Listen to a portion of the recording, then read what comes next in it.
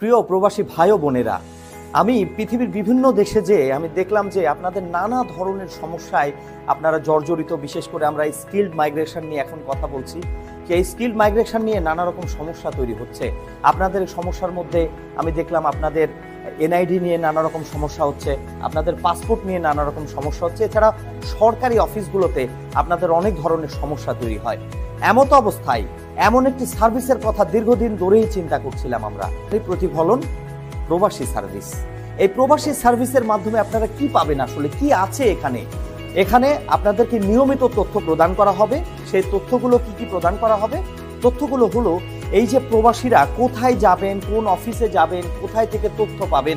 যেমন আপনার এনআইডি সংক্রান্ত যদি সমস্যা হয়, আপনি যাবেন নির্বাচন কমিশনে, কিন্তু নির্বাচন কমিশনে গেলেই হবে না। নির্বাচন কমিশনের স্পেসিফিক কোন রুমটাতে গেলে আপনি সেবা পাবেন সেটা কিন্তু আপনাকে জানতে হবে। সেটা জানার জন্য কি করতে হবে?